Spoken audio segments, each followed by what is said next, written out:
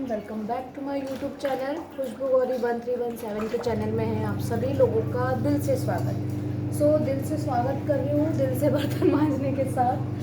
Actually ना कल anniversary थी और दिन बड़ा ही अजीब सा गया।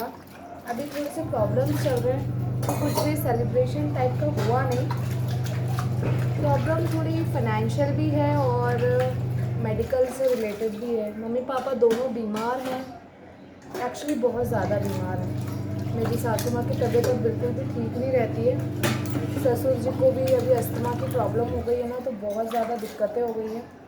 कुछ भी करने का, कुछ अच्छा करने का मन होता नहीं है घर में। जब घर के लोग सब अच्छे होते हैं ना, तो कोई भी चीज़ करने का मन करता है। जब कोई भी बीमार हो तो फिर मन नहीं करता। वैसे ही कुछ आज कल मेरी एनिवर्सरी के दिन हुआ। मम्मी पापा दोनों की तबीयत ठीक नहीं थी, तो हम लोगों ने कुछ सेलिब्रेट नहीं करा, कुछ भी नहीं। और इवन मुझे मंदिर भी नहीं जाना था। मेरा मंदिर नहीं जाना था, मतलब आप समझ ही गए होंगे। तो सब कुछ मतलब ऐसा था कि ये समझ लीजिए कि मेरा पहली बार कोई स्पेशल डे इतना अजीब सा गया है। हॉस्पिटल में गया, इवन कल मैं हॉस्पिटल गई थी। मुझे ना ब्रेस्ट में, मतलब मेरी बेबी फीड करती है, तो गुठान टाइप कुछ डॉक्टर ने बताई। मुझे दर्द होता था राइट साइड वाले ब्रेस्ट में, तो उसकी सोनोग्राफी वगैरह लिखी है। मतलब आप समझ रहे हैं, घर में सभी कुछ ना कुछ कोई मेंटली, कोई फिजिकली, कोई फाइनेंशियली, ऐसे सब परेशान है। फाइनेंशियली घर के जेंट्स परेशान हैं, मेंटली हम लेडीज़ें परेशान हैं, मेरी बेटी और मैं। और फिजिकली मेरे एक मिनट, उसको अकेला छोड़ के आए हो? कहाँ जा रहे हो? दुकान पे जा रहा हूँ। हाय बोल के जा। कुछ नहीं मिला मेरे को एनिवर्सरी पर, दुनिया को बताने वाली हूँ। नहीं, ऐसा कुछ नहीं है। मैं उनसे बिल्कुल भी नाराज़ नहीं हूँ। वो बहुत परेशान है, परेशान एक्चुअली बहुत ज़्यादा है। इतनी ज़्यादा है कि मम्मी पापा में भी बहुत पैसा खर्च हो गया। एक मिनट ना, मेरी मशीन भी चल रही है साथ में। मैं ना बर्तन और कपड़े दोनों साथ साथ कर रही हूँ। मशीन चला दी एक तरफ और एक तरफ इधर बर्तन मांज रही हूँ, मतलब मांज रही हूँ। बर्तनों का पहाड़ हो गया। हाँ, तो मैं क्या बोल रही थी कि भाई मतलब फिज़िकली, मेंटली और इकोनॉमिकली, मतलब कि फाइनेंशियली हम सभी तरफ से अभी डिस्टर्ब चल रहे हैं। फाइनेंशियली चल रहे हैं घर के जेंट्स, मतलब पापा जी, भाई साहब और शैलेंद्र जी। मेंटली चल रहे हैं काजल दीदी और मैं। फिज़िकली चल रही है मम्मी और पापा, और मैं थोड़ा बहुत फिज़िकली भी चल रही हूँ, जैसा मैंने शेयर किया। तो कुछ भी करने का मन नहीं करता। और मुझे इतने सारे डीएम, दीदी आप एनिवर्सरी का ब्लॉग लेकर आओ, तो मुझे ना समझ में नहीं आ रहा था कि मैं एनिवर्सरी पे क्या दिखाऊं। मतलब कुछ है ही नहीं, तो मैं दिखाऊं क्या? कुछ किया ही नहीं है। अभी बहुत टाइम से ना हमारे यहाँ बहुत ज़्यादा प्रॉब्लम्स चल रही है। आज आप लोगों से शेयर कर रही हूँ। बहुत ज़्यादा इन द सेंस इतनी कि कुछ भी करने का मन नहीं होता है। अच्छी चीज़ें कब, बर्थडे सब लोग के ऐसे निकल जाते हैं, एनिवर्सरी ऐसे निकल जाती हैं। कुछ भी स्पेशल आता है। इवन मेरी लड्डू के मुंडन का फंक्शन भी आपने देखा होगा, हमने बहुत बेसिक सा करा था, क्योंकि कोई था, दीदी और भाई साहब वो अपने अलग थे। और जब परिवार का कोई एक सदस्य भी नहीं होता है ना, तो अच्छा नहीं लगता। और हम लोगों का ऐसा है कि हमें हमारे पूरे 6 लोगों की आदत सी है, 8 लोगों की, मतलब 2 हमारे बच्चे, 2 ये भाई, दोनों हम दिरानी जेठानी और हमारे सासत हैं। इतने, इनमें से अगर कोई एक भी डिस्टर्ब रहता है ना, कोई एक भी नहीं होता है, तो हम लोगों को ना कुछ करने का मन नहीं करता। अंदर से ऐसा लगता है कि नहीं यार, परिवार का ये सदस्य नहीं। और कुछ कर भी लेते हैं ना, तो जो सदस्य नहीं होते उनको याद करते करते करते। और अभी सब थे, तो अभी थोड़ा सा घर का माहौल अच्छा नहीं था। मेरी सासू माँ की तबीयत अच्छी नहीं चल रही है बिल्कुल भी, और सब कुछ डिस्टर्ब है। तो एनिवर्सरी पे कुछ भी नहीं हुआ है गाइस, ये उस चीज़ का व्लॉग है। वैसे मैं ये बनाने भी नहीं वाली थी, मैंने सोचा था एक स्टोरी डालूंगी कि कुछ नहीं हुआ है। फिर मैंने सोचा यार ये बताना चाहिए कि क्यों नहीं हुआ है।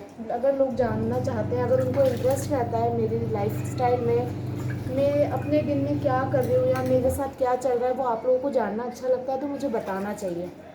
ये सोच के फिर मैंने सोचा चलो बता ही देते हैं कि एनिवर्सरी का दिन इतना अजीब सा गया था। तो बस यार यही सब है। नहीं मनाया, कोई सेलिब्रेशन नहीं हुआ, कोई गिफ्ट्स नहीं दिए। बस हाँ, साथ हैं इस बात की खुशी है। और बस वो साथ बहुत इम्पॉर्टेंट होता है। गिफ्ट्स, सेलिब्रेशन, ये सब चीज़ें एक टाइम, मतलब ये नहीं बोल रही हूँ कि ये करना बुरा है या ये अच्छा नहीं है।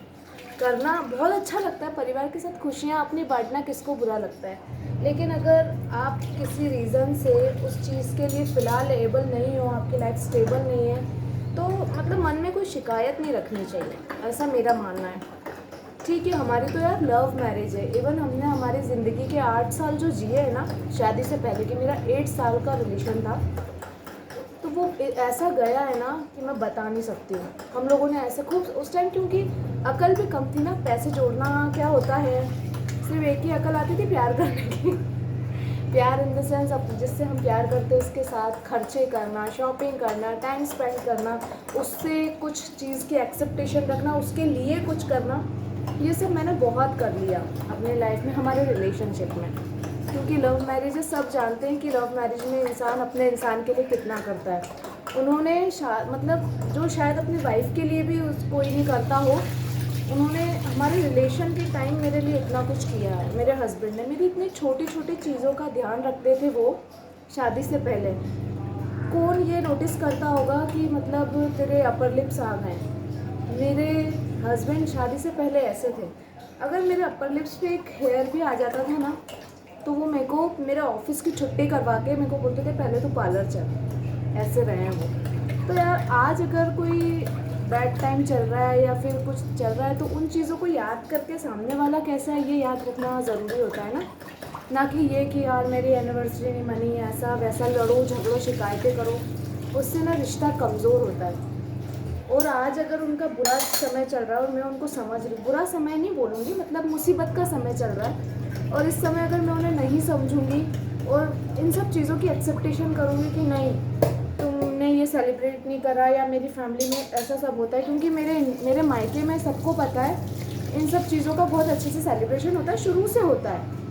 तो इनको ये कई बार लगता है, ये मुझे बोल देते हैं वो चीज़ कि तुझे ऐसा लगता होगा ना कि तेरी सब सिस्टर की ये लोग सब एनिवर्सरी वगैरह बर्थडे वगैरह। अरे भाई साहब सेंडो में दिख गया मेरे भाई साहब, मेरे ब्लॉग में, मेरा ब्लॉग चल रहा है एक्चुअली ना, वो सेंडो में आ गए थे मेरे जेठ जी, तो वो मेरे को बोले खुशबू ये हटा देना, लेकिन मैं नहीं हटाने वाली हूँ। ठीक है यार, चलता है इतना। तो कुछ नहीं यार, बस यही बस आप लोगों से बातें कर दूँ, वही बता रही हूँ आप लोगों को, ऐसा ऐसा है। अभी थोड़ा सा अच्छा समय नहीं चल रहा है फाइनेंशियली, तो हम लोग अभी कुछ नहीं कर रहे हैं, लेकिन जब भी सब कुछ अच्छा होगा और कुछ अच्छा करेंगे ना, तो बहुत अच्छे से करेंगे। तो बस आप लोगों को पता चले क्या होगा कि मेरी एनिवर्सरी अच्छे से नहीं मनी है, अच्छे से नहीं मतलब जैसा आप लोग सोच रहे थे कि कोई फंक्शन हुआ होगा, वैसा कुछ नहीं हुआ है। तो इसीलिए मैंने कोई ब्लॉग शूट नहीं किया, बहुत बेसिक सा दिन था, सुबह उठी घर का काम किया, और पूजा भी नहीं कर सकती थी, मंदिर भी नहीं जा सकती थी क्योंकि मुझे जाना नहीं था, तो वो भी नहीं किया मैंने। अदरवाइज़ मैं उसका भी बताती कि मैं मंदिर गई, या जो भी मैं करती बताती, पर मैंने कुछ नहीं किया, लेज़ी सा दिन गया था। हाँ, मुझे गिफ्ट एज अ गिफ्ट मुझे कैडबरी मिली है, मेरे पति ने मुझे ला कर दी थी 30 रुपये वाली डेयरी मिल्क, क्योंकि मुझे डेयरी मिल्क बहुत पसंद है। तो वो मेरे लिए सिर्फ लेकर आए थे, जो मैंने रात में ही खा के ख़त्म कर दी, और वो मैं आप लोगों को नहीं दिखा पाई। और बस मेरी लड्डू की भी तबीयत ठीक नहीं चल रही। कल मैं हॉस्पिटल गई थी, जैसे मैंने बताया कि मुझे ब्रेस्ट में प्रॉब्लम हो रही थी, तो मैं हॉस्पिटल गई थी। तो ना मेरी लड्डू को गर्मी में ना लू टाइप की कुछ लग गई, लपट गर्म हवा से। हम लोग स्कूटी से गए थे, कार में कुछ प्रॉब्लम चल रही, इस वजह से मतलब कार हमारी थोड़ी सी डिस्टर्ब चल रही है, पता नहीं इसमें क्या हो गया, सर्विसिंग करानी थी, तो मतलब उसको ले जाना रिस्की था, तो ये बोले स्कूटी से चलते, तो वैसे ही जाना था, इसलिए फिर मैंने ना हम लोग बाइक से गए, उसको लपेट के ले गई थी, फिर भी उसको हवा लग गई, तो उस वजह से ना वो बीमार हो गई। तो बस वो मुझे सब दिखाने का मन ही नहीं हुआ, कुछ तो मैंने नहीं बताया, लेकिन हाँ ब्लॉग एंड करने का सोच रही हूँ। उससे पहले दिखाऊँ मैं कितना बड़ा पहाड़ साफ़ कर रही हूँ। रुको, बर्तनों की पूरी जमात लगी हुई है, ये साफ़ करते करते सोचा था इसको अकेले साफ़ करूँगी ना, इतने सारे बर्तन आज ज़्यादा हो गए। लड्डू बहुत परेशान कर रही थी, अदरवाइज़ मैं 2 बार साफ़ कर देती हूँ तो इतने इकट्ठे नहीं होते। लेकिन अभी क्या हुआ कि लड्डू इतना रो रही थी, छोड़ ही नहीं रही थी ना मुझे ना उसके पापा को। आज उसके पापा की छुट्टी हो गई, उसी की वजह से वो बहुत बीमार चल रही है, मतलब कल से ही हुई है हमारी एनिवर्सरी के दिन से। तो फिर उन्होंने छुट्टी करी, अब उसको हॉस्पिटल ले गए। लू झाड़ने का एक उपाय होता है खड़ा नमक, वो किया, और बस फिर अभी वो सो रही है, उसके पापा उसके पास बैठे थे, फिर वो चले गए, फिर अभी जेठ जी बैठे हैं। तब तक मैं अपने काम निपटाऊंगी, फिर मैं ऊपर जाके नहाऊंगी और टाइम मिला तो फिर साड़ी पहनूंगी, वीडियो शूट करूंगी, आप लोगों के लिए अपलोड करूंगी। सो ये ब्लॉग मैं यहीं पे एंड करती हूँ।